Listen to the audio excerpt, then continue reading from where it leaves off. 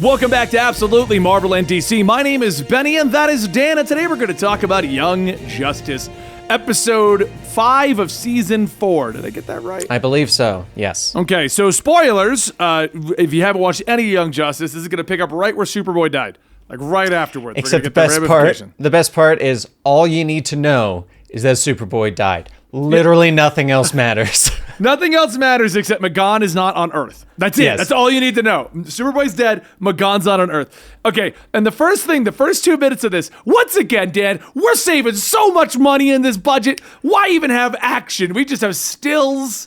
Like, if I wanted to read the Young Justice comic, I would read the Young Justice comic. I know, right? It's... Okay. Also, can we quickly just mention that in the intro, I noticed this on this episode. I didn't go back and look the previous episodes, but pretty much every character that's in that intro bit of like Young Justice and is the slow slides, I think only one of those characters appeared in the episode. Oh, yeah. They're just showing off the original cast, being like, they're here. Right. They are here. They're here. We killed them off, but they're here. So, all joking aside, let's talk about the episode itself. I actually liked it. We went back to what was originally Artemis. I think she goes by Arrowette now. No. She does go by. She goes by Artemis. We've got a female Red Arrow that goes by Arrowette. We've got Roy Harper, who every time I see on screen, I go, "Hey, look, it's me." Because we had like the adult Roy, I think, as well. We had multiple Red Archers. Yeah, no, exactly. In addition to Artemis. It was a little confusing, but they've done a good job of like, okay, so there's Roy in costume with beard. Mm-hmm. There's Arsenal, who's Roy with shaved head and looks like classic Roy, and then we have the guy who runs the Broadside security and loves clipboards. Like, yeah, and the robot arm. Yeah, robot arm's another one. Yeah, so I like this episode. I thought it was pretty good. It really dived into more of her character, her sister, her history, all that kind of stuff. Mm-hmm. You could definitely see they're saving the budget. I don't know if they don't have a big budget. Mm-hmm. Or they want a big blow-up fight in the back half. I can't tell. It feels like they're going for that. It feels like they're trying to do a lot of emotional build-up. Most of this episode was just emotional build-up.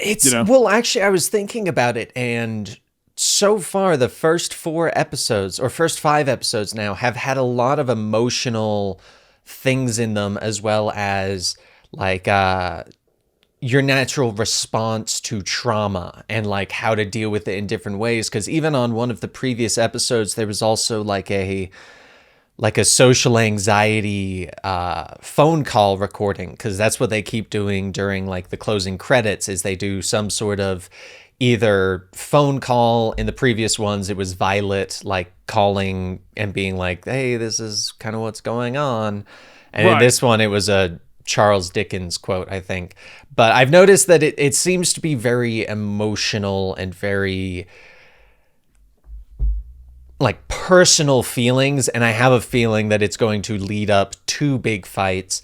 And I'm wondering if they're doing this in a way to make it so that the emotional mental health aspect isn't drowned out by all the fighting. Because this episode did have a decent amount of fighting with all the different archers.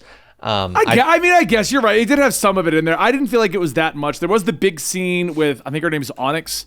Yep. Like that was the big moment that happened in there.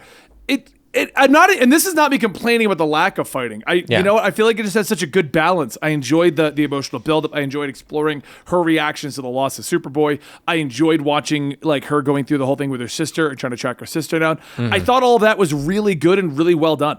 Yeah, I think it was really good to focus on Artemis on this as well, because she is the one that has the closest connection to what Magan is going through with the loss of Superboy, because she lost Wally. That's right. Because I'm pretty sure that's the whole point around why I didn't even think about that. She lost Wally during that. So she's now tornado. Lost 2 of them. Mm-hmm. You know, and I even love like the subtle things where like they showed up and she's just like, who was it? Like she knew right away something had happened drastically that was not good.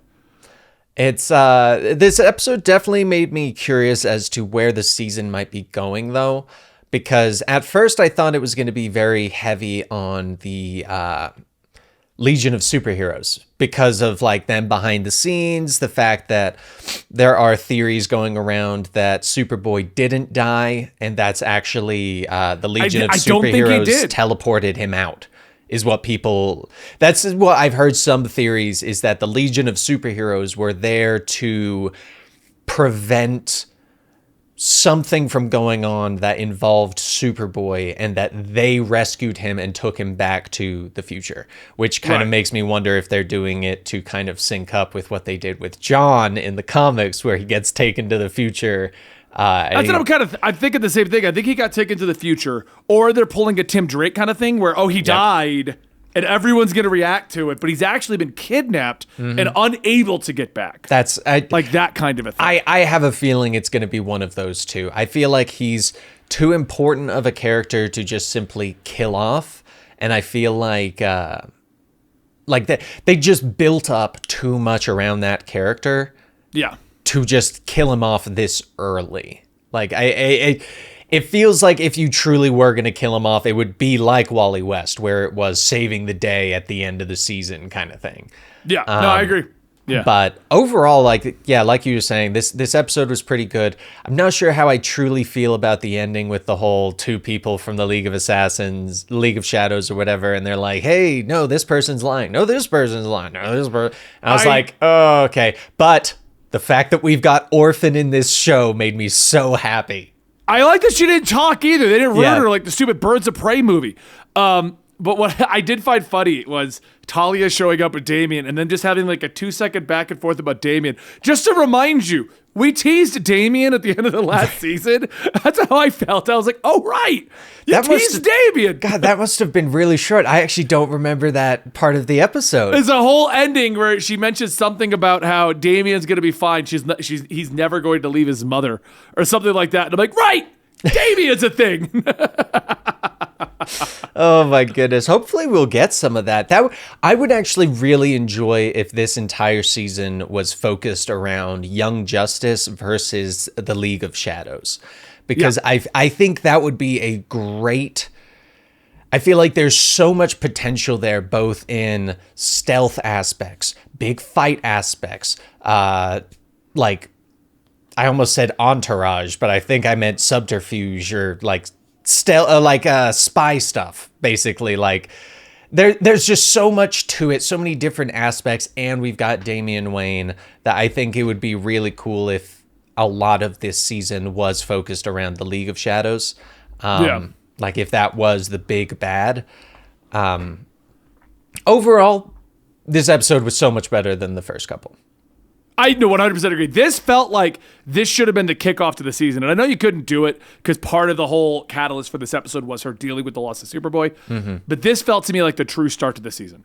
I get what they were going for with the other one, but it didn't feel like Young Justice for so long in that 4-episode block. Mm-hmm. This feels like Young Justice because we see a lot of returning characters.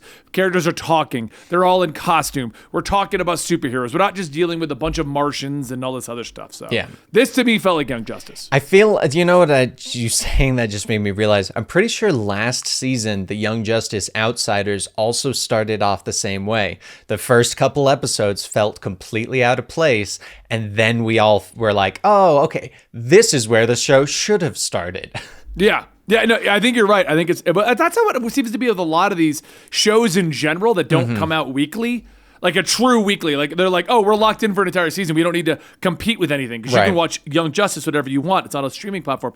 And a lot of these streaming platform shows kind of do that. They'll start off a season and it feels weird. Like think about Doom Patrol episodes 1 and 2. It wrapped up last season. Yep. You know, Titans this season did kick off appropriately, but like half of the others, I don't know. There's just a lot of these shows when they cut into a season, they just kind of like, oh, we want to finish a story. We're going to do that, and then we'll kick off the real season midway through. I just think that, like, going back to, like, the Superboy being killed, I think if it was only, like, 1 or 2 episodes and then it ended with Superboy being killed, then I would have actually believed it. But 4 episodes focusing on a character that you just kill off, that's one of the reasons why I'm like, no.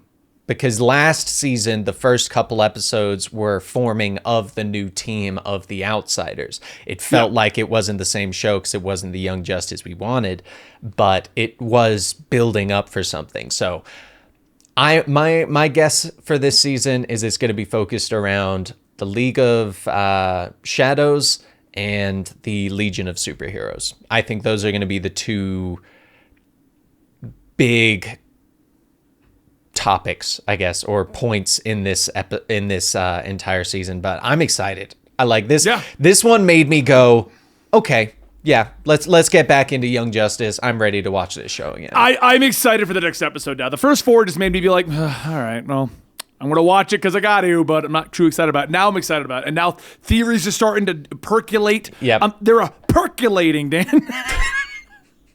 We are absolutely Marvel and DC, and if you want to catch our weekly reviews of Young Justice, please consider subscribing to the channel, hitting that notification button, and joining us here every week. We do podcast-style formats about your favorite TV shows and movies and everything going on in the world of comic book stuff. And we would love to have you part of that team. Thank you so much.